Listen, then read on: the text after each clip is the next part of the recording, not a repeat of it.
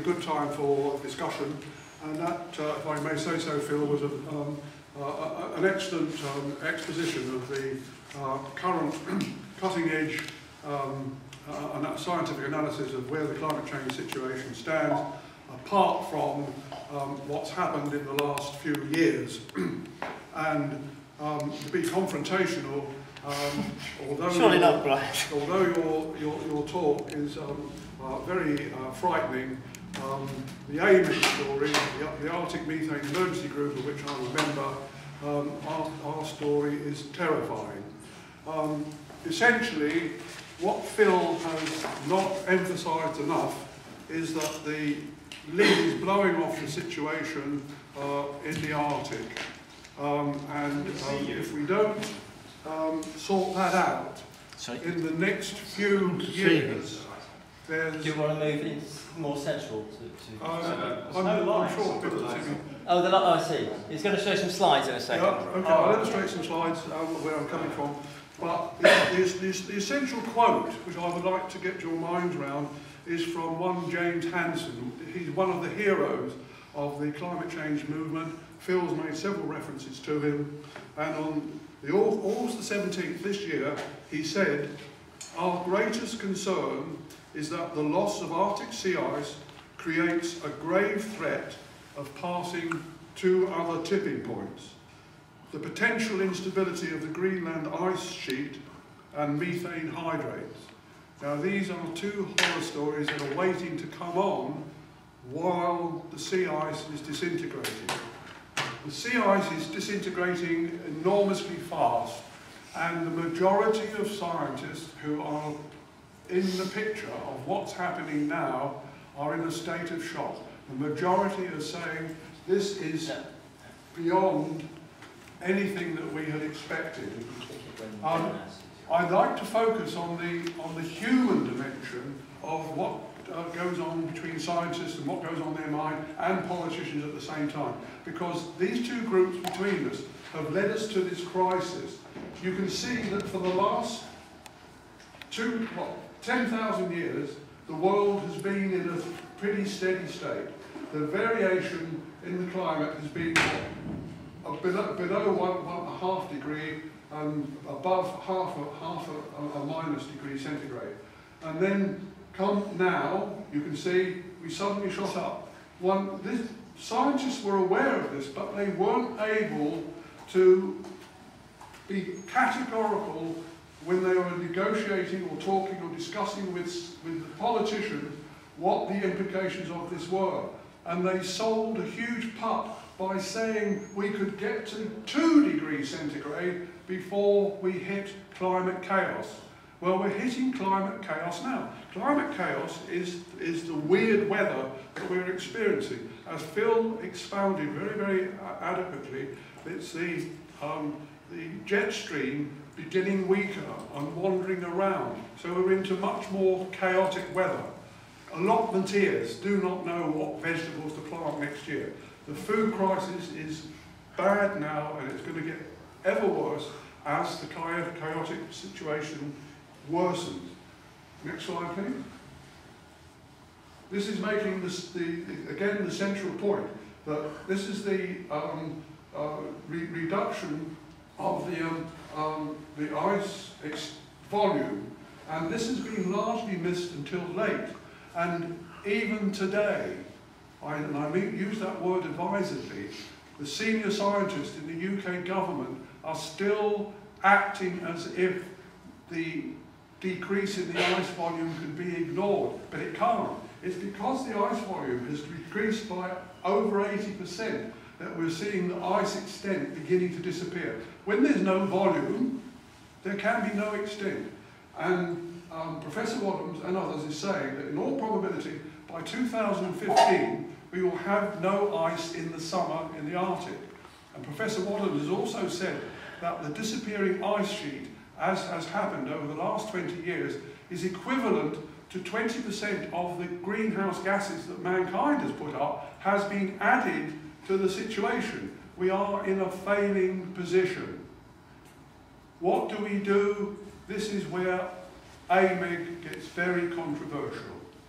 What we say is that we have to use geoengineering techniques to keep the Arctic sufficiently cool that the ice can start growing back again.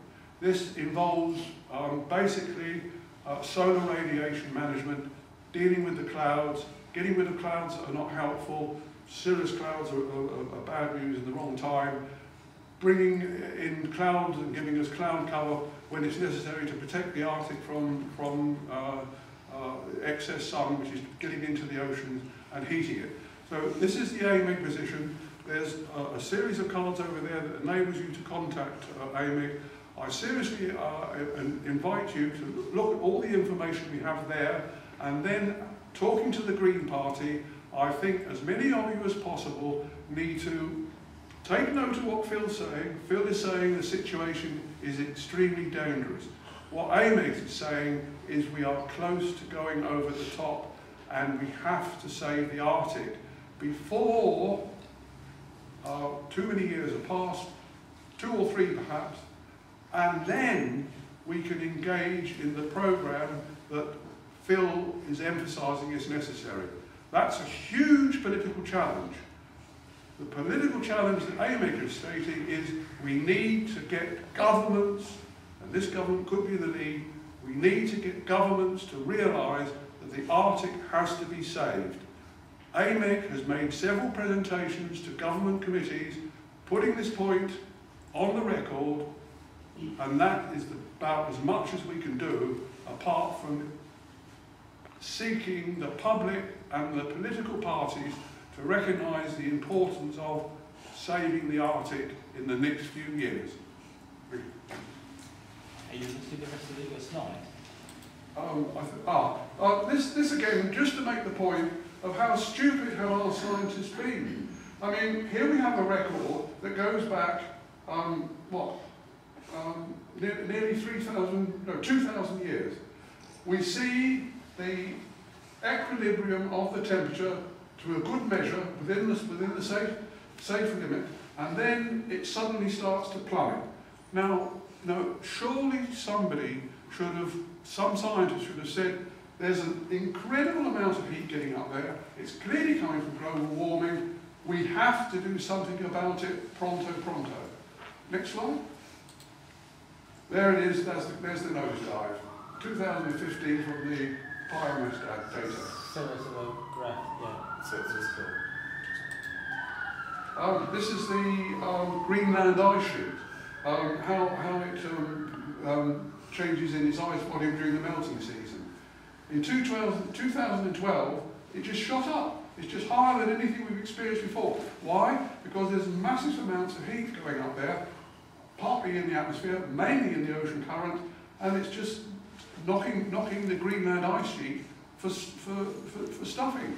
And once the Greenland ice sheet starts to melt, then the ocean levels start to rise, and places like New York and London are going to be in considerable trouble. Next slide. This is a guy called Albert Veni Caleo. He's there at the presentation of AMIC to the All-Party Committee on Climate Change. The guy on the right is John Nissen, who is the chair of AMIC, and that is, and the guy in the middle is John Peter Wadhams, the professor of oceanography, who is the guy who's been measuring the ice and is declaring that something has to be done. Next slide. That's the question of where does all the heat go. The heat is now that goes up into the Arctic is now more or less done its job of melting the ice, the Arctic ice. It's going to turn its attention to the Greenland ice sheet, because there's nowhere else that can absorb it, and the Greenland ice sheet is going to be really in a bad way in a very short space of time. Next slide. This is just emphasising how bad the situation is in terms of the ice. You can see that the lowest level is a figure of 3-something in 2007. That record has been smashed, and the curve is still going down. So if anybody is suggesting that 2015 is not when it's going to hit 0, they don't know what they're talking about. And one such person is Professor Julia Slingo, the head of the Met Office, who declares that this is almost, that graph is almost untenable. And she said this at a public meeting, sorry, not a public meeting, at a meeting before a government committee in August. But it's happening. And so that this is aerial volume rather than sea ice extent, yes. This is sea ice area, which is subtly different from extent, but let's carry on. It's not one. Right. This is just a short statement of suggestions of AME how we might apply geoengineering. But essentially, as I say, although there are many things we can do, the shortest line to actually stopping the sun's heat getting into the Arctic is via solar radiation management. So that's a technical issue, but that is what we want to have addressed as a matter of emergency. The next slide, please. This is the Oxford Geoengineering Programme that was set in train in 2010, and this is set up to give objective advice to anybody who comes to it, and I seriously think that we should all seek to encourage the Green Party's experts and our new elected leader,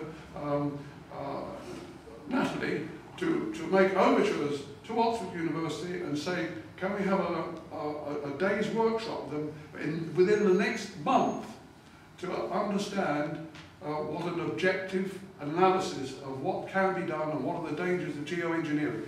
Because the Green Party, as a political party, needs to be able to be speaking authoritatively on the pluses and minuses of geoengineering, because it is the one thing that we know could save the Arctic, and that option has to be addressed with the utmost urgency and with the utmost sincerity, for want of a better word. Thank you. That's it. That's back to the Shall I leave it?